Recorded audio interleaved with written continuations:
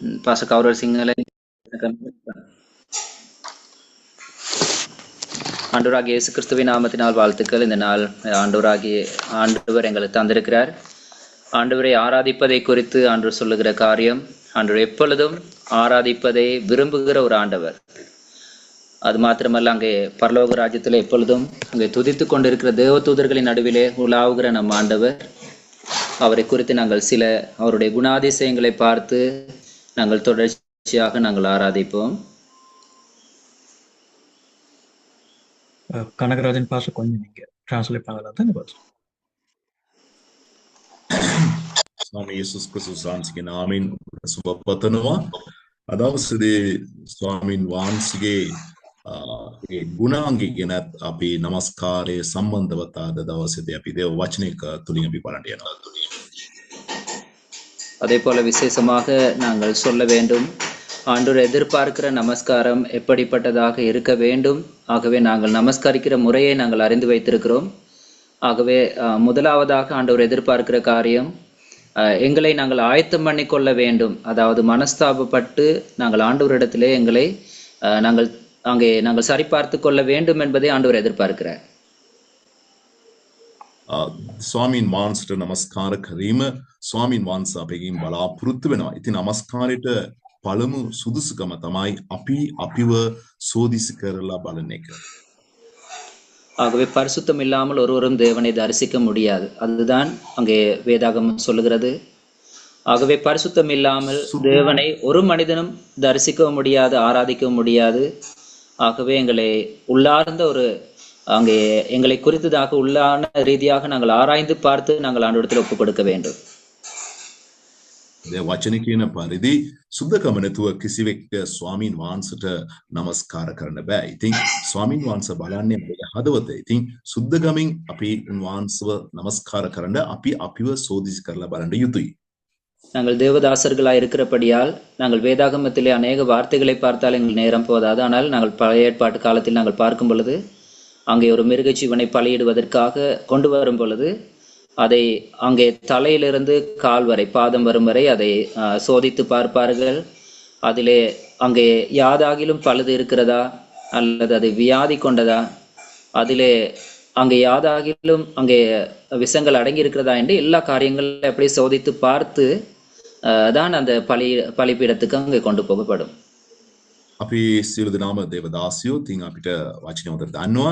ඒ නිසා මම බයිබල් පද මම ගන්න යන්නේ නැහැ. නමුත් පරණ කිවිසුම තුල අපි දකින විට සතෙක්ව පූජා කරන්න ගේනකොට ඒ සතා විසිට පාද දක්වා ඒකෙන් යම් අඩුපාඩුවක් තියෙනවද කියලා හොඳට ඒක බලලා පරීක්ෂා කරලා තමයි ඊට පස්සේ ඒක පූජාවට ඒක ගෙනියන්නේ.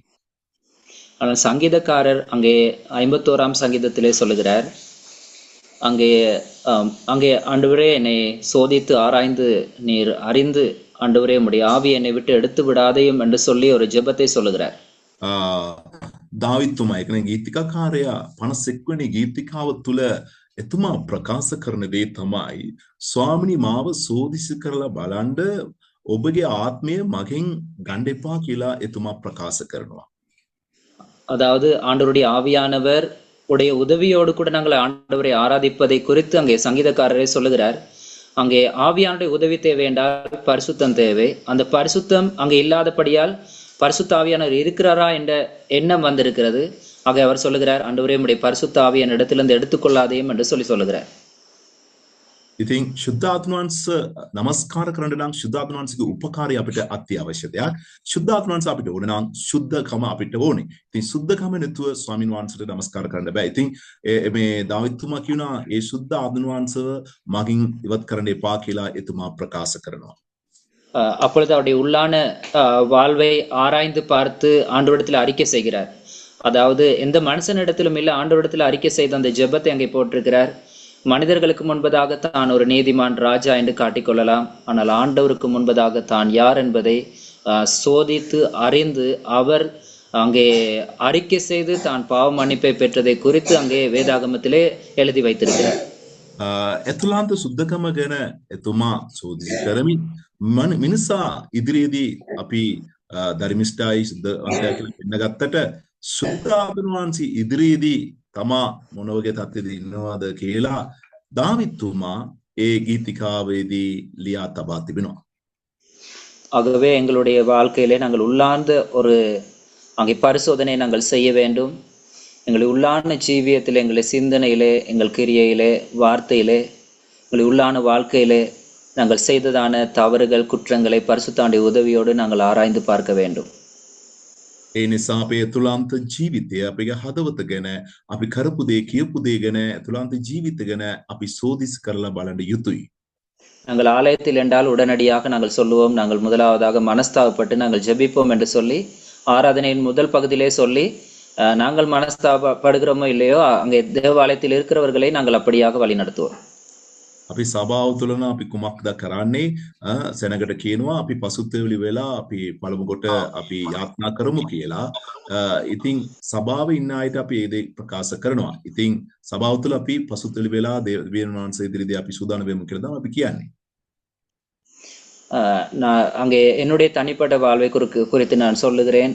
அங்கே வேறு யாரையும் நான் குறிப்பிடவில்லை. ஏனென்றால் வேறு யாரையும் குறிப்பிடுவதற்கு அவர் குறித்து எனக்கு தெரியாது. அங்கே சில நேரங்களில் நான் ஊழியக்காரர்களை குறித்து தவறாய் நான் கதைத்த நாட்கள் உண்டு. அது மாத்திரமல்ல, அங்கே சிலர் எனக்கு அன்பு காட்டினவர்கள் எனக்கு வம்பாக மாறி அங்கே எனக்கு பிரச்சனை பண்ணினது நிமித்தமாக வேதனையோடு கூட இருந்து கொண்டு நான் ஆண்டவரை ஆராதித்த நாட்கள் உண்டு. ඉතින් මං අනිත් අය ගැන කියනට වඩා මං ගැනම මම මේ අවස්ථාවේදී ප්‍රකාශ කරන එක හොඳයි. මං සේවකයෝ ගැන අඩුපාඩු කියලා කතා කරපු අවස්ථා තිබුණා. ඒ වගේම සේවකයෝ විසින් මගේ මාය විසින් මට නිකමට මට වචන කතා කරලා ප්‍රශ්න ඇති කරපු තුවාල කරපු අවස්ථාවක් තිබුණා. அதே போல என்னுடைய உறவுகள் எனக்கு காயப்படுத்தின சந்தர்ப்பங்கள் அதிகமாக இருக்கிறது. ஆனால் இதை வைத்து கொண்டு தான் நான் ஆராதனை செய்திருக்கிறேன். ඒ වගේම මගේ නෑදායි මට තියෙන සම්බන්ධතාවයේ තියෙන අය විසින් මට තුවාල කරපු අවස්ථා තියෙනවා. ඉතින් මේ වගේ තුවාල තියාගෙන තමයි මමත් නමස්කාර කරගෙන සිටියේ. அதே போல வைராக்கியங்கள், கசப்புத்தன்மைகள், கோபங்கள், எரிச்சல், போராமை அங்கே போன்ற காரியங்கள் எனக்குள்ளே அடங்கி இருந்தது. அது எனக்கு தெரியாமல் மறைவா இருந்தது. ஆனால் நான் பாடலை பாடுவேன், ஆராதிப்பேன், ஆண்டவரை துதிப்பேன், ஆண்டவரை துதிப்பது போல இருக்கும். இது எனக்கு மறைவா இருந்தது. ඒ වගේම තිත්තකම, ක්‍රෝධය, එපාවීම මේ වගේ දේවල් මගේ අදවත වල තියාගෙන තමයි මේවා දන්නේ නැතුව විදියට මම নমස්කාර කරගෙන සිටියේ. அங்கே தனிமை என்னை வாட்டினது. அது ஆண்டவர் இருக்கிறாரா என்ற கேள்வியை கூட கேட்பதற்கான ஒரு சந்தர்ப்பம் கூட எனக்கு வந்தது ஒரு நாள். තනිකම මට ගොඩාක්ම වද දුන්නා.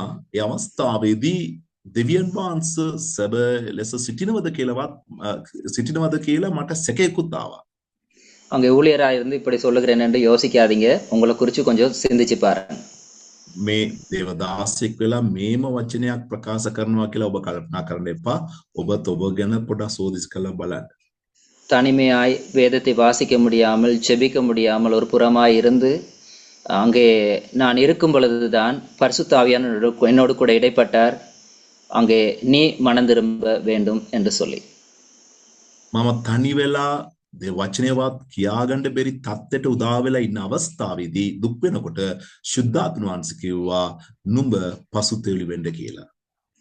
அங்கே எல்லோருக்கும் அங்கே நண்பர்கள் அல்லது போதகர்கள், வழிகாட்டிகள், உறவுகள் இருப்பார்கள். ஆனால் நான் இந்த தனிமை உணரும் பொழுது ஒருவரும் என்னிடத்தில் இருக்கவில்லை. බොහෝ අයට පාලකවරු, යාළුවෝ, මිත්‍රයෝ සිටි. නමුත් මම තනි වෙච්ච අවස්ථාවේදී කිසිවෙක් මා සමග සිටියේ නැහැ. நான் எப்படி வேதத்திலிருந்து நான் அதை பார்த்தேன் என்றால், 100 ஆடுகளை உடைய ஒரு மேய்ப்பர் அங்கே அந்த மேய்ச்சலுக்கு கொண்டு போய் நல்ல மேய்ச்சலுக்குரிய நிலத்திலே கொண்டு போய் மேய்ச்சலுக்காக நடத்தி கொண்டு போகிறார், தண்ணீர் கொடுக்கிறார். அதே போல தேவையான சகலவிதமான அந்த மேய்ச்சலுக்குரிய சகல காரியத்தையும் கொடுத்து வருகிறார், பாதுகாப்பையும் கொடுத்து வருகிறார். දේව වචන තුලින් මම මේක කොහොමද මම දැක්කේ කිව්වොත් බැටළු 100 දෙනෙක්ව තියාගෙන හිටපු ඒ එඬේරා එයා කුමක්ද කරන්නේ හොඳ සස්ත්‍රික පොළව තුල ඒ තැනට ගෙනියලා ඒ බැටළුන්ව බලා ගන්නවා. ඒකට අවශ්‍ය වතුර, ඒකට අවශ්‍ය කැම දේවල් එයා බලා ගන්නවා. ஓ நானும் மாடுகளை மேய்த்திருக்கிறேன், மனிதர்களையும் பார்த்தபடியால் எனக்கு இது தெரியும். என்னவென்றால், ஆடுகளை மேய்க்கும் பொழுது ஒரு சந்தேகமோ அல்லது எண்ணி பார்ப்பதோ இல்லை. மனிதர்களை கூட நாங்கள் தேடி பார்ப்பதும் இல்லை. அங்கே நான் உதாரணமாக சொல்லுகிறேன். நான் ஒரு நகரத்துக்கு போன பொழுது அந்த நகரத்திலே எனக்கு தெரிந்தவர் யாரோ ஒருவர் அந்த இடத்துல நிற்கிறபடியால் சுற்றி சுற்றி பார்க்க சொல்லுகிறது. அங்கே அந்த யாரோ ஒருத்தர் இருக்கிறது போல. ஆனால் நாங்கள் சுற்றி பார்க்கும் பொழுது அவர் அங்கே நைஸாக மறைஞ்சிடுறாரு. அப்போ உடனே எனக்கு யோசனை வந்தது, யாருமே இல்லை தானே, நாங்கள் தான் சும்மா பார்த்துருக்குறோம் என்று சொல்லி. ஆனால் நான் கொஞ்சம் அங்கே தள்ளி போய் பார்த்தால் தெரிஞ்சவர் மறைஞ்சு போறார். அப்போ இது போலதான் அங்கே ஆடுகளும், அங்கே 100 ஆடுகளிலே ஒன்று காணாமல் போன பிறகுதான் அங்கே ஒரு உணர்வு வருகிறது, ஒரு ஆடு இல்லை என்று எண்ணி எண்ணி பார்க்கிறார். அங்கே பார்த்தால் ஒரு ஆடை காணவில்லை. ඉතින් මමත් අර බැටළු සමග මමත් දන්නවා. ඉතින් වගේ මිනිස්සුන් ගැනත් හොඳට දන්නවා. ඉතින් මම එක නගරයට ගිය ගමන් මම හොඳට අඳුනන කෙනෙක් මාව දකිනවා. ඉතින් මම යාව මාව දකිනවා කියලා බලනවා. එකපාරටම එයා අතුරුදන් වෙනවා. එතකොට මම හිතනවා කෝ එයා නෑ කියලා. ඊට පස්සේ ආයෙ මතුවෙනවා. ඊට පස්සේ එකපාරටම එයා අතුරුදන් වෙච්ච ගම මේ වගේ තමයි. බැටළු 100 දෙනෙක් තියෙනකොට එක බැටළුවෙක් නැති වෙනකොට අපිට සොයලා බලන්න වෙනවා. அப்பொழுது என்றால் இந்த 100 ஆடுகள் இருக்கும் பொழுது யாருமே தேடி பார்ப்பது இல்லை. ஆனால் ஒன்று காணாமல் போன அந்த உணர்வு வருகிறது, ஒன்று காணாமல் போயிருக்கிறது என்ற உணர்வு. அதோடு கூட அவர் என்ன செய்கிறாரால், இந்த 99 ஆடையும் ஒரு பக்கமாக வைத்துவிட்டு இந்த காணாமல் போன ஒரு ஆட்டை தேடி காட்டுக்குள்ளே 3 நாட்கள், அங்கே 3 நாட்களோ அல்லது அதிக நாட்கள் அங்கே நாட்களை பாராமல், அவர் தொடர்ச்சியாக தண்ணீர் உணவை பாராமல், மிருக ஜீவன்களில் இடத்தில் அந்த ஆபத்து வரும் அல்லது தனக்கும் ஆபத்து வந்துவிடும் என்று சொல்லி பாராமல் இந்த ஒரே ஒரு ஆட்டை தேடி போறார். ஆனா நான் என்றா அப்படி இல்லை. ஏனென்றா ஆடுகள் 99 இருக்குண்டா அது எனக்கு காணும் என்று ஒரு ஆடை நான் அப்படியே சில நேரம் வியாதி வந்து அப்படியே தள்ளி விட்டுட்டு போயிடும் கிடங்கல. அப்படியானால்தான் நான் බැටළු 100 දෙනෙක් වෙනකොට කිසි ප්‍රශ්නයක් නැහැ, මොකද හොයන්නේ නැහැ. නමුත් එක්කෙනෙක් නැති වෙච්ච ගම අර එඬේරා මොනවද කරන්නේ? ඒ 99 දෙනාව තියලා අර නැති වෙච්ච බැටළුවාව තමයි හොයාගෙන යන්නේ. නමුත් මම නම් එහෙම නෙවෙයි. මම නම් මොනවද කරන්නේ? එක්කෙනෙක්නේ නැති වුනේ. 99ක් තියෙනවනේ. ඉතින් අර තුවාල වෙච්ච එකට කාලේ දෙන්න තු අර 99කට තමයි මම කාලේ දෙන්න මම නම් කල්පනා කරන්නේ. ඒව කෙනෙක් තමයි මම. அப்பொழுது நான் இந்த ஆடுகளை குறித்து யோசித்துக் கொண்டு இருக்கும் பொழுது அங்கே இவர் தேடி போனவர் அங்கே பார்க்கிறார், பெரிய ஒரு பாதாளம் போன்ற, அதாவது ஒரு 60 அடி கிணறிலே மேலே அங்கே முட்புதரில் அகப்பட்டிருக்கிற அந்த ஆட்டை அவருக்கும் ஆபத்து, அவர் எடுத்தால் அவர் ஆபத்திலே விழுந்து விடுவார். ஆனாலும் அதை பாராமல் இந்த ஆட்டை தூக்கி எந்த மேய்ப்பர் இடத்திலும் போய் கேட்டு பாருங்க, அவங்க வந்து அதை தூக்க மாட்டாங்க. அந்த நாற்றம் எடுக்கிறது அல்லது இதை கொண்டு போய் அருகில வைத்து கட்டிலின் அருகில வைத்திருக்க மாட்டார்கள். ஆனா இந்த பாருங்க, காயம் கட்டுவதற்காக கொண்டு போய் அருகில வைத்து அதை காயம் கட்டி அதை நல்ல முறையில வந்தா பிறகு கொண்டு போய் அங்கே ஆடுகளோட சேர்க்கிறார். இது ஆண்டவரை தவிர வேறு எந்த கதையுமே இல்லை. ஆண்டவர் தான் இது செய்கிறார். அது எனக்கு என்னுடைய வாழ்க்கையை ஆண்டவர் சரி செய்கிறார். என்னை அப்படிப்பட்ட ஒரு புதரிலிருந்து மரணத்திலிருந்து என்னை மீட்டெடுத்தார். அங்கே பாதாளத்துக்கே போய் பாதாளத்துக்கு அதிபதியான பிசாசனுடைய திறவுகோலை தன்னுடைய கையில் எடுத்து வந்தார் என்பதை, அதாவது முள்முடி தாங்கினார், காயப்பட்டார், நொறுக்கப்பட்டார், எனக்காக அவர் ரத்தம் சிந்தினார். இது நிமித்தமாக தான் நான் உன்னை மீட்டெடுத்திருக்கிறேன், திரும்பவும் காயத்தை நான் கட்ட வரேன் என்று சொல்லி என்னோடு கூட பேசி அங்கே உன்னுடைய காயத்தை நானே ஆற்றுவேன் என்று தன்னுடைய தோளிலே சுமந்து கொண்டு ஒரு ஃபீலிங் எனக்கு வந்தது. වලකට වැටිලා ඒ කටු තීන ඒ වලකට වැටිලා අඩිය 60කට වගේ පල්ලමේ වැටිලා ඉන්න ඒ බැටළුවා තුවාල වෙලා ගඳ ගාලා ඉතින් අපිරිසිදු වෙලා ඉන්නකොට ඒ එඬේරා මොනවද කරන්නේ? ඒක වඩාන ගිහිල්ලා ඒක පාටම අර අනිත් බැටළුවොත් එක්ක ඒක දාන්න නැතුව වෙනම ගෙනියලා පවිත්‍ර කරලා ඒකට ඒ තුවාල වලට බේත් දාලා නැවත අරිගසලා ඊට පස්සේ සුවය ලැබුණාට පස්සේ ඒ අනිත් බැටළුත් එකට දානවා වගේ දෙවියන් වහන්සේ මාන් තනි වෙච්ච වෙලාවදී මමත් වෙටිච්ච වෙලාවදී මාව සුව කළා, මගේ තුවාලය අරිගසලා මාව නැවත ගොඩ නැගුවා. அங்கே இப்படிப்பட்ட ஒரு அனுபவம் உங்களுக்கும் இருக்கும். ஆகவே மனஸ்தாபப்பட, மனம் திரும்ப நீங்கள் பின்மாற்றம் அங்கே இடம் கொடுக்க வேண்டாம். மனம் திரும்புங்கள் உடனடியாக. இது கிறிஸ்டியானிட்டி வர்ஷிப். මේ වගේ අත්දැකීම ඔබගේ ජීවිතයට ඔබට තියෙන්න පුළුවන්. ඉතින් ඔබ පසුතැවිලි වෙන්න ඒ වගේම ක්‍රෝධය නැත්නම් ඒ වෛරය තියාගන්න නැතුව අපි පසුතැවිලි වෙලා අපි එක්සිට් වෙන්න ඕනේ. මේක තමයි ක්‍රිස්ටියානිටි කියන්නේ. මේක තමයි සෙබේ නමස්කාරය. ஆண்டவர் எங்களுக்கு காயம் காட்டினார் என்றால் திரும்பவும் யாரும் காயப்படுத்த முடியாது. அதோடு கூட ஆண்டவர் எங்களோடு கூட இருந்தால் அவரை எப்பொழுதுமே நாங்கள் ஆண்டவரை ஆராதிக்கலாம். ස්වාමින් වහන්සේ අපගේ තුවාලය සුව කරන්නම් නැවත කිසි කෙනෙක්ට අපිව තුවාල කරන්න බෑ. අපිට පුළුවන් කමක් ලැබෙනවා නිතරම ස්වාමින් වහන්සේට නමස්කාර කරන්න. அதுக்கு நான் சின்ன உதாரணத்தை சொல்லுகிறேன். அங்கே நாங்கள் அங்கே மருந்து குடிக்கும் பொழுது முதலாவது நாளிலேயே 2வது நாளிலே எங்கள் சுகமடைகிறது. ஆனால் வைத்தியர்கள் சொல்லுவாங்க 3 நாள் தொடர்ச்சியாக குடிங்க, இன்னும் குடிக்க இயலுமெண்டா குடிங்கண்டு. ஏனெண்டா இந்த தடுப்பூசி எல்லாம் போடுற காரணம் நோய் வரதுக்கு முன்னுக்கே தடுப்பூசி போட்டுருவாங்க. என்ன காரணம்டா இந்த நோய் இனி வரக்கூடாது. அது மாதிரியான ஒரு தடுப்பூசியை விட மிக பவர்ஃபுல்லான ஒரு காரியத்தை எனக்கு ஆண்டவர் எனக்கு அப்படிப்பட்ட சுகத்தை அப்படிப்பட்ட ஒரு ஆசீர்வாதத்தை தான் எனக்கு தந்தார். திரும்பவும் உன்னை காயப்படுத்தாது, எந்த காரியமோ ஏதோ என்னை விட்டு பிரிக்காது அப்படிங்கிற ஒரு உடன்படிக்கை எனக்கு ஆண்டவரே செய்தார். අපි රෝගීට පත් වුණොත් වෛද්‍යවරු මොනවද කියන්නේ? දවස් 3කට මේ බේත් එක බොන්න කියලා කියනවා. ඉතින් දවස් 3කට නොකොඩවා ඒක හරියට බිව්වොත් ඊටත් වඩා බිව්වොත් මොනවද වෙන්නේ? ඒක සුවය ලැබෙනවා. ඒ වගේම අපිට සමහර රෝගෙට සමහර ඉන්ජෙක්ෂන් තියෙනවා. ඒ ඉන්ජෙක්ෂන් එක දානවා. ඉතින් ඒක දාගත්තා නම් අපිට ඊට පස්සේ ඒ රෝගය අපිට ඇති වෙන්න නොවන විදියට ඒ ඉන්ජෙක්ෂන් එක කරනකොට ඒක සිදු වෙනවා. ඉතින් ඒ වගේ ස්වාමින් වහන්සේ මගේ ජීවිතේ කරා. ஆகவே நீங்கள் விளங்கிக் கொள்ளுங்கள், கர்த்தர் ஒரு மனிதனை சுகப்படுத்தினால் யாரும் காயப்படுத்த முடியாது. அடுத்ததாக கர்த்தர் எங்களோடு கூட இருந்தால் அவருடைய தொடர்பு துண்டிக்கப்படாது. ஆவியானவர் எங்களோடு கூட தொடர்பில் இருந்தால் மற்ற எல்லாம் சரியா வந்துவிடும். ඔබ තේරුම් ගන්න ස්වාමින් වහන්සේ යම් මිනිසෙක්ව සුව කරනනම් කාටවත් ඒ මිනිසයාව නැවත තුවාල කරන්න බෑ. ඒ වගේම ස්වාමින් වහන්සේගේ සම්බන්ධතාවය අපි සිටියොත් කිසිවෙක්ට අපිට නපුරක් කරන්න බෑ. ඉතින් අපි ස්වාමින් වහන්සේගේ සම්බන්ධතාවය තුළ හිටියොත් අපිව කාටවත් තුවාල කරන්න බෑ. நீங்கள் நீதிமொழிகள் 3ஆம் அதிகாரத்தை திரும்ப வாசி பாருங்க. நீதிமொழிகள் புத்தகத்துல சொல்லுது, அங்கே ஆண்டவருடைய அந்த கற்பனைகளை அவருடைய காரியங்களை கற்றுக்கொண்டு அவருக்குள்ளே அங்கே வரக்கூடிய ஒரு மனுஷனுக்கு முதலாவதாக தேவதாய்வு வரும், அடுத்ததாக மனுஷ தாய்வு வரும், அடுத்ததாக சகல விதமான தாயும் கிடைக்கும் என்று சொல்லி ஆண்டு சொல்றார். එතකොට පොතේසේ 3වෙනි පරිච්ඡේදයේ ස්වාමින් වහන්සේගේ ව්‍යවස්ථාව පිළිවදන මනුෂ්‍යයාගේ ජීවිතේ පළමු කොට දෙවියන් වහන්සේගේ කරුණාව ලැබෙනවා. පසුව මනුෂ්‍යයන්ගේ කරුණාව ලැබෙනවා. ඊට පස්සේ අනිත් ආශිර්වාද සියලු දේ ලැබෙනවා. தேவதாயாவோ மனுஷ தாயாவோ லැබෙනවා.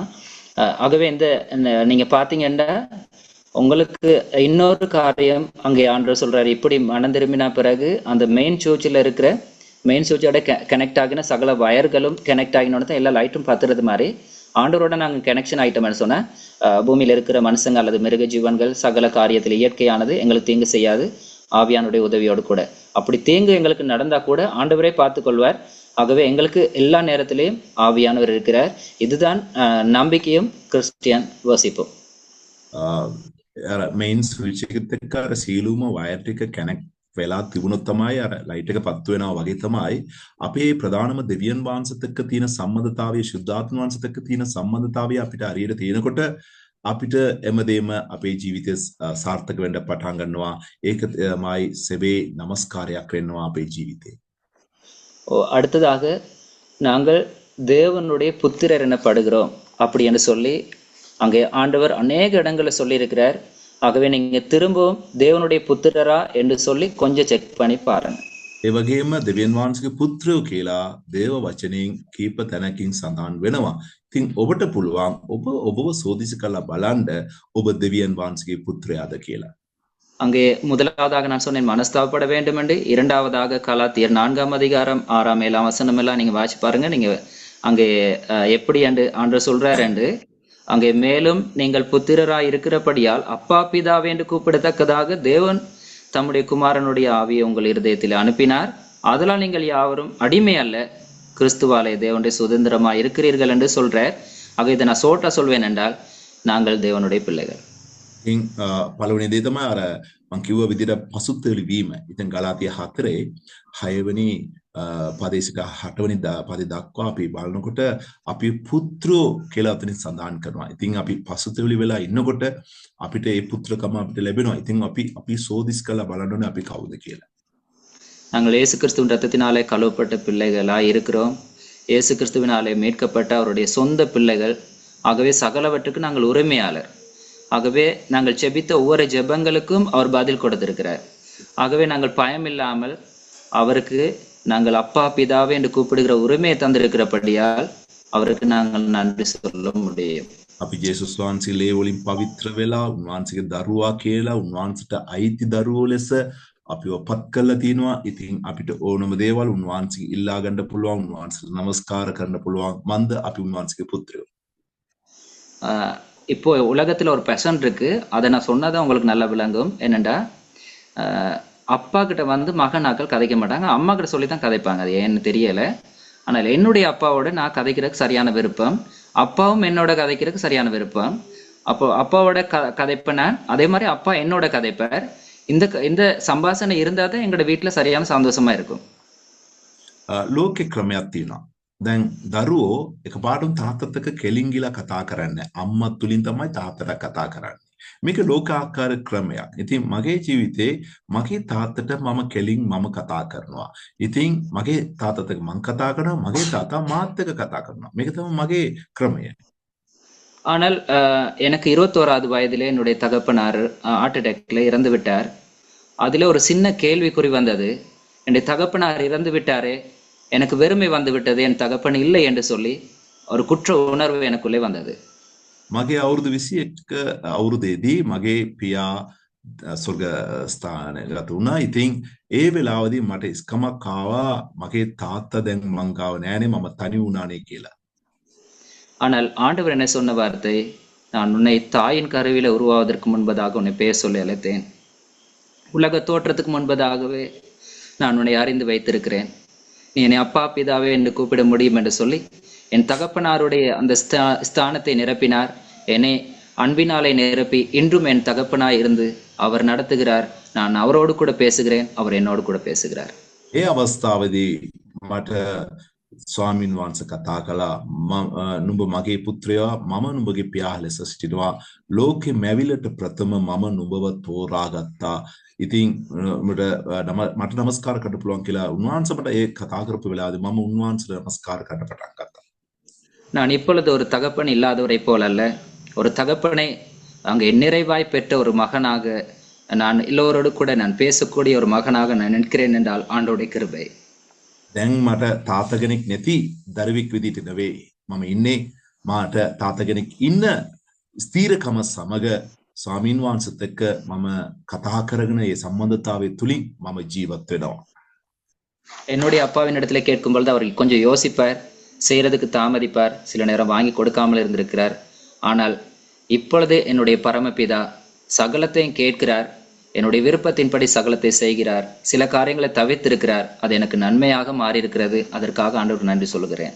මගේම තාත්තා මම ඉල්ලන දේවල් සමහර දේවල් එතුමාට බෑ, එයාට කරන්න අමාරු කියලා තියෙනවා. නමුත් දැන් ඉන්න මගේ ස්වර්ගික පියාණන් වහන්සේ මම කියන හැම දෙයක්ම අහනවා. සමහර දේවල් නවත්තලා තියෙනවා, බොහෝ දේවල් මට උත්තර දීලා තියෙනවා. ஆகவே ஒரு தகப்பன் இடத்திலே நீங்கள் எப்பொழுதும் நீங்கள் கதைக்கலாம், அவர் உங்களோடு கூட கதைப்பார். அங்கே நீங்கள் வேண்டுதல் செய்யலாம், அதாவது நீங்கள் விண்ணப்ப பகுதியை நீங்கள் செய்யலாம். இதுவும் ஒரு கிறிஸ்டியானிட்டி வர்ஷிப். ஆகவே நீங்கள் எப்பொழுது விண்ணப்பம் செய்ய அங்கே தாமதிக்காதீர்கள், விண்ணப்பம் செய்யுங்கள். පියාණන් වහන්සේට ඔබ කන්නලු කරන්න පුළුවන්. ඒකත් නමස්කාරයට සම්බන්ධ වෙච්ච එක දෙයක් තමයි. ඉතින් ඕනම දෙයකට ඔබ දෙවියන් වහන්සේට කන්නලු කරන්න, යාත්නා කරන්න ඔබට පුළුවන්කමක් තිබෙනවා. அதே போல அங்கே தகப்பனார் பேசுவதற்கு இடம் கொடுங்கள். பேசுகிறது கிறிஸ்டியானிட்டி வேர்சிப்ல ஒரு பகுதி, ஆண்டவர் உயிரோடு இருக்கிறார், எங்களோடு கூட பேசுவார். அவர் பேசுகிற ஒரு வழிதான் வேத வார்த்தை. நீங்க வேத வார்த்தையை வாசிக்காமல் இருப்பீர்கள் என்றால், ஆண்டவர் சொல்லுகிறார், வேதத்தை கேளாதபடி தன் செவி அடைக்கிறவனுடைய ஜெபம் அருவருப்பானது என்று சொல்லி. ஆகவே ஆண்டவர் பேசுவதற்கு நீங்கள் இடம் கொடுங்கள். එවගේම පේතුමාට කතා කරන්න අපි ඉඩ අරින්න ඕනේ. උන්වහන්සේ අපිට කතා කරන ක්‍රමේ තමයි උන්වහන්සේගේ වචනය කරනකොට ඔබ බයිබලය කියවනකොට ඒ තුලින් උන්වහන්සේ ඔබට කතා කරනවා. ඉතින් අපි නිතරම කරන්න ඕනේ දේ තමයි උන්වහන්සේ අපිට කතා කරන්න අපි ඉඩ අරින එක. அடுத்ததாக நான் மூன்றாவது காரியத்தை நான் சொல்கிறேன், நாலாவது காரியத்தை நான் சொல்லுகிறேன். என்னவென்றால், நீங்கள் ஆண்டவரை ஒரு பெஸ்ட் ஃப்ரெண்டாக நீங்கள் தெரிவு செய்து கொள்ள வேண்டும். உங்களுடைய பெஸ்ட் ஃப்ரெண்ட் இன்றைக்கு யார்? තුන්වෙනි කාරණාව විදිහට මම ඔබට කියන දේ තමයි දෙවියන් වහන්සේව ඔබට අඹ යාළුවෙක් කරගන්න ඕනේ. ඒ කියන්නේ හොඳම යාළුවෙක් කරගන්න ඕනේ. ඔබගේ ජීවිතයේ ඉන්නේ අද අඹ යාළුවා කවුද? அங்கே தமிழ்ல சொல்வார்கள் உயிர் நண்பர் என்று. ஆனால் யாதாகிலும் அவமானம் வந்துவிட்டால், அல்லது ஒரு பிரச்சனை வந்துவிட்டால், அல்லது ஏதோ ஒரு குற்றச்சாட்டு வந்துவிட்டால், அல்லது ஏதோ ஒரு முறையில சிறையில பிடிப்பதற்காக யாராவது வந்துவிட்டால், ஏதோ ஒரு காரியம் அங்கே போலீஸ்காரர் வந்து அல்லது குற்றம் செய்தார் என்று சொல்லிவிட்டாவே, அங்கே பேதுரு 3 முறை தான் மறுதளிச்சார். ஆனா எங்களுடைய நண்பர்கள் 1000 முறை மறுதளிச்சுட்டு இவரை தெரியாதுன்றே ஓடுறாங்க. என்னடே தெரியல. දැන් දෙමළෙන් කියනවා අර පණ යාළුවා කෙනෙක් නේ අඹ යාළුවා කියලා. ඉතින් දෙවියන් වහන්සේව අල්ලන්න එනකොට පේත්‍රස් 3 වතාවට ප්‍රතික්ෂේප කරා. නමුත් අද ඉන්න අපේ යාළුවෝ අපි මොනරි වැරදාක් අපිට ප්‍රශ්නයක් පොලිසිය මොනරි දෙයක් ආවොත් අපිව 10 වාරයක් අපිව අමතක කරනවා නැත්නම් දන්නේ නැහැ කියලා කියනවා. அங்கே அது மாத்திரமல்ல, அங்கே சொல்றார், இவர் என்னோட படிச்சார் தான் உண்மை, எங்களோட இருந்த ஊழியம் செஞ்சவர் தான் உண்மை, ஆனா இவரெல்லாம் ஊழியக்காரன்னு சொல்ல முடியாது. ஏனென்றா அவர் வந்து எப்போ விட்டுட்டு போயிட்டார் ஊழியத்துல, அல்லது இவர் எங்களோட இருந்தாதான் படிச்சாதான், அவங்களோட பேக்ரவுண்ட் எல்லாம் வேற தானே, அவருடைய படிப்பெல்லாம் வேற தானேன்னு ஒதுக்கி விட்டுட்டு ஓடிடுவாங்க. அந்த உயிரை கொடுக்குறேன்னு சொன்ன நண்பர். සමහර පණ දෙන්නම් කියපු යාළුවෝ කියනවලු ඉතින් මෙයා යාළුවා තමයි, නමුත් දැන් එයා අපිත් එක්ක නැහැ, දැන් අපි එයාව අඳුරන්නේ නැහැ, දැන් එයා සේවය අත්හැරලා ගියා, එයා ඉවරයි, ඉතින් එයා අපිත් එක්ක සම්බන්ධ නැහැ, එයාටත් අපිට ගැලපෙන්නේ නැහැ කියලා එහෙම කියනවා සමහර යාළුවෝ. அங்கே ஒரு நாள் இரவு 11 மணியை போல, இரவு 12 மணி அந்த நேரத்திலே திடீரென்று நண்பர் ஒருவருடைய வீட்டிலே அவருடைய உறவினர்கள் வந்து கதவை தட்டுகிறார்கள். இவர் போய் கதவை திறந்தால் அங்கே ஒருத்தர் 2 பேர் இல்லை, நிறைய பேர் அங்கே வீட்டுக்குள்ள திடீரென்று வந்துட்டாங்க. வந்தால் சொன்ன காரியம் என்னண்டா, நாங்க காலையில சாப்பிடல, மத்தியானம் சாப்பிடல, இரவு சாப்பிடல, இப்போ உங்களோட வீட்டுக்கு வந்திருக்கிறாங்க, ஏதாவது சாப்பிட கொடுங்க, இங்க சின்ன பிள்ளைகள்லாம் வந்திருக்காங்கன்னு சொல்றாங்க. දවසක් එක රෑ 12ට වගේ එක යාළුවෙක් ගෙදරට ගිහලා දොර තට්ටු කරනවා. දොර ඇරලා බලනකොට ඒ යාළුවා සමග බොහෝ දෙනෙක් ඇවිල්ලා ඉන්නවා. ඉතින් එයා කියනවා අපි උදේ කාලේ නැහැ, දවල් කාලේ නැහැ, අපිට බඩගිනින් ඉනවා, අපිට කණ්ඩ මොනර දෙයක් දෙන්න කියලා ඉල්ලා සිටිනවා. இப்போ அவர் 2 காரியத்தை யோசிக்கிறார். என்னண்டா, தனக்கு இப்போ வந்து உணவு இல்லைன்னு சொன்னா அவருக்கு ஒரு குற்றச்சாட்டு வரும், இவங்களும் அங்க சாப்பாடு இல்லாதவங்க அப்படிங்கிற ஒரு குற்றச்சாட்டு வரும். දැන් එයාට කාරණා දෙකක් දැන් ප්‍රශ්නයක් මතුවෙනවා. එකක් දැන් කෑම නැහැ කියලා කිව්වම මෙයාටත් මේ කෑම නැතුව මෙයා ඉන්නවා කියන ඒ தත්ත්වයක් මෙයාටත් උදා වෙයි කියන මතයක් එයාට ආවා. அதே போல சாப்பாடு கொடுக்காம போனா போய் எல்லாத்துக்கும் சொல்லுவார், இவங்களோட வீட்டுக்கண்டா போனா கவனிக்க மாட்டாங்க, உங்களுக்கு ஒன்றுமே இல்லை, இவங்களோட வீட்டுக்கண்டா போயிடாதீங்கன்ட்டு மற்றவங்களை தடுத்து விட்டுருவார். ඒ වගේම දැන් කෑම නැහැ කියලා ඇව්වොත් මේ ගෙදර ගියා නම් කෑම ලැබෙන්නේ නැහැ කියලා අනිත් අයට කියලා අනිත් අයවත් මෙයා බාධා කරයි කියලා එයා හිතුවා. அப்போ இவர் யோசிச்சார், ஓடி போய் என் பெஸ்ட் ஃப்ரெண்ட் ஒருத்தர் இருக்கிறார், அந்த உயிர் நண்பர்னு சொன்னேன், அந்த நண்பர் இருக்கிறார் தானே, அவரை போய் தேடுவோம்ண்டு ஓடி போய் பக்கத்துல இருந்து அந்த வீட்டு கதவை தட்டுறார் சத்தமா. දැන් මේ කාරණා නිසා එයා ලැබු ගෙදර හිටපු එයාගේ අඹ යාළුවාට ගිහලා තට්ටු කරනවා. அப்போ தட்டும் போது அவர் யோசிக்கிறார், கள்ளனா இருக்குமோ, அல்லது வாழ்வெட்டுக்காரனா இருக்குமோ, அல்லது யாராவது என்ன கொன்றலாமோன்னு பாக்குறாரு.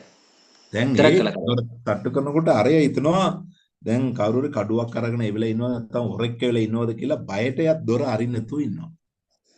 இப்போ அவர் கூப்பிடுறார் பேரை சொல்லி, என் பேரை சொல்றேன் சொல்லிக் கொள்றேன், சதீசீலன் சதீசீலன் கூப்பிடுறாரு இப்ப வேகமா. දැන් එයා මගේ නම කියලා සතිසිලන් කියලා දැන් වැහැකින් කතා කරනවා. இப்போ சத்தம் வந்து கேட்ட சத்தமா இருக்கு. என் நண்பரோட சத்தம் வேண்டா, நான் திறப்பேன்னா திறக்க மாட்டேன், வேகமா திறப்பேன் தானே. දැන් ඒ හඬ මට උරුපුරුදු හඬක් නම් මම දොර අරිනවද නැද්ද?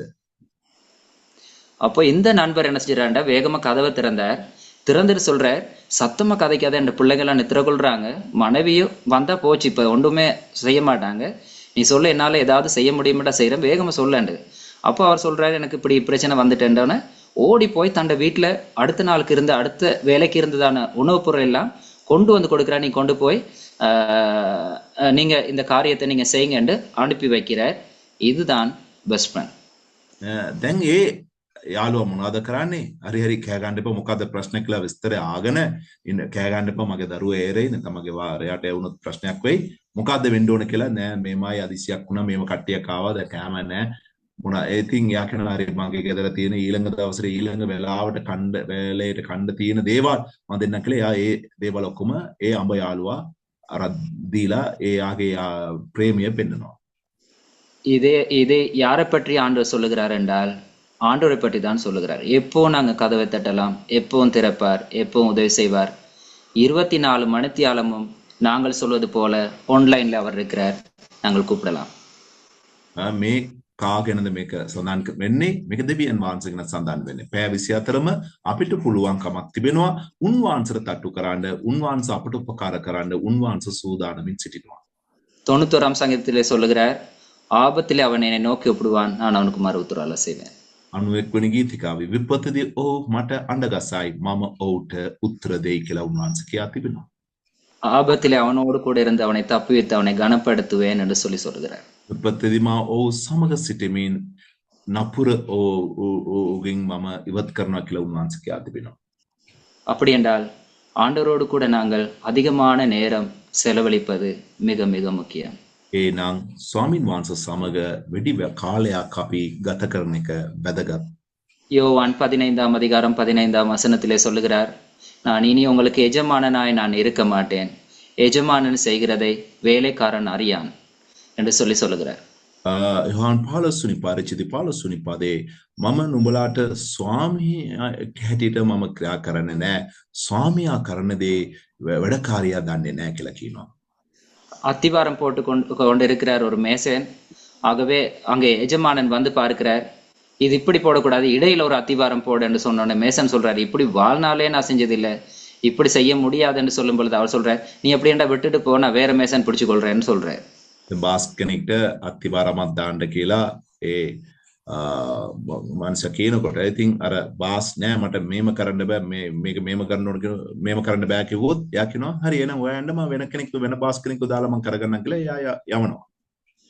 அதே போல அங்க வேலை செய்து கொண்டு இருக்கும் பொழுது ஒரு காணியிலே மரத்தை நடும் பொழுது அவர் யோசித்தாராம், அங்கே கிடங்கெல்லாம் தோண்டி இப்படி மண்ணெல்லாம் போட சொல்லியிருக்காரு, வேகமா வேகமா உரங்கள்லாம் போட்டு கொண்டு போனாராம். கடைசியாக பார்த்தால் அவர் அந்த இடத்துல தென்னதான் நாட்டு வரேன்னு யோசிச்சிருக்காரு இந்த வேலைக்காரர். ஆனா அவர் கொண்டு வந்தவர் என்ன செஞ்சிட்டாருன்னா வாழை நடுன்னு சொல்லிட்டாராம். எப்படி இருந்திருக்கும் அவர் வேலைக்காரருக்கு? දැන් එක වැඩකාරයට අර ගෙදර අයිතිකාරයෙකුවලු මේ ගස් හිටවන්න ඕනේ, දැන් මේ බල හාරවලා අර පොර ටික ඔක්කොම ලෑස්ති කරන්න. ඉතින් අර වැඩට ආපු එකන ඔක්කොම දේවල් ලෑස්ති කළා. එයා හිතුවලු දැන් මේ කියන විදියට මෙතන මේ පොල් ගස් තමයි හිටවන්න කියයි කියලා එයා බලාගෙන ඉන්නකොට එයා කිව්වලු නෑ පොල් ගස් නෙවෙයි මේ කැසල් ගස් ටික හිටවන්න කියලා කිව්වලු. அப்போ அவருக்கு சரியான அப்செட், என்னது இந்த மனுஷன் எனக்கு ஒன்றுமே சொல்லிட்டு செய்யறான் இல்லையே அப்படின்னு கோவத்தோட வேலைக்காரர் இருந்தாராம். ඉතින් ඒ වැඩකාරයට කේන්ති යනවා, මේ මනුෂ්‍ය කිසි දේවල් පිළිවෙලට මට කියන්නේ නෑ කියලා එයා හරි කේන්තින් හිටියාලු. அப்படி நம்ம ஆண்டவர் எங்களோட இருக்கணுமா? ඒ වගේ අපේ දෙවියන් වහන්සේ ඉන්න ඕනේද? ஆண்டவர் சொல்லுகிறார், நான் எஜமானனாய் அல்ல, உன்னுடைய சிநேகிதனாய் நான் இருக்கிறேன். දෙවියන් වහන්සේ කියන්නේ කුමක්ද? මම ස්වාමියෙක් හැටියට නොවේ, මම නුඹගේ මිත්‍රෙක් හැටියට සිටිනවා කියලා උන්වහන්සේ අපිට யோவான் 15:15 அதுதான் சொல்லுகிறது. ஆகவே நீங்கள் அங்கே சிநேகிதராயிருந்தால் any time any way any place ரெடின்னு சொல்லிட்டு போறவங்க தான் ஃப்ரெண்ட். ඉතින් මිත්‍රෙක් ස්වාමි මිත්‍රෙක් වුණා නම් ඕනම තැනක ඕනම වෙලාවක ඕනම දේවල් කරන්න පුළුවන්කමක් අපිට ලැබෙනවා. போன் எடுத்து கதைக்காட்டி வீட்டையே தேடி போயிடுவார். அப்படி வீட்டையும் தேடி போய் கிடைக்கல, ஆளே காணலைன்னா ஊரே தேடுவார், உலகமே தேடுவார். அதுதான் நண்பர். ෆෝන් කරාම වැඩ කර නැත්නම් ගෙදරට ගිහින් බලනවා. ගෙදරත් නැත්නම් ඒ මුළු ගමම ඔයලා බලලා කොහමරි අමු වෙනවා. ඒක තමයි උදම ஆண்டவர் சொல்லுகிறார், நான் உன்னை கைவிடுவதும் இல்லை, விட்டு விலகுவதும் இல்லை. நாங்க மறந்து போனாலும் ஆண்டவர் எங்களை விட மாட்டார். ස්වාමීන් වහන්සේ කියලා තියෙනවා මම නුඹව අත්හරින්නෙත් නැහැ නුඹව ඈත් වෙන්නෙත් නැහැ කියලා. අපි අත්හැරියොත් උන්වහන්සේ අපිව කවදාවත් අත්හරින්නේ නැහැ. ஆகவே நாங்கள் சிநேகிதரா இருக்கிறவர்கள் என்ன செய்வோம்டா, அவ்வளவு இரவு பகலா கதைக்கிறோம்டா, நாங்க ஆண்டவரோட கதைக்கணும், ஆண்டவர் எங்களோட கதைக்கணும். அப்படின்றதான் நாங்க சிநேகிதர்னு சொல்லலாம். இல்லாட்டி வேற வார்த்தை மாறி வச்சுக்கொள்ளலாம். අපි මිත්‍රෙක් නම් රෑ දවල් කතා කරන කෙනා වෙන්න ඕනේ. එහෙම නැත්නම් ඒක මිත්‍රකමක් නෙවෙයි. මිත්‍ර කියන්නේ இதுதான் கிறிஸ்டியன் வர்ஷிப், நான் அனுபவிக்கிற ஆராதனை. ஆகவே அநேகம் இருக்கிறது, என்ன சொல்ல நேரம் இல்லை. ஆகவே கர்த்தர் உங்கள் ஒருவரை ஆசீர்வதிப்பாராக. நாங்கள் ஜெபம் செய்வோம். பாஸ்டர் பிராங்க்லின் ஜெபம் பண்ணுங்க. நாங்கள் ஒரு மனு මේ දේ තමයි කෘතනු නමස්කාරය. ඉතින් එහෙනම් මේ තවත් ඔබට බෝධිවම කියන්න පුළුවන්කමක් තිබෙනවා. ඉතින් වෙලාව මදි නිසා අපි මෙතනින් අපි අවසන් කරමු. පාස්ටර් ප්‍රැන්ක්ලින් එතුමා යාත්‍රා කරයි.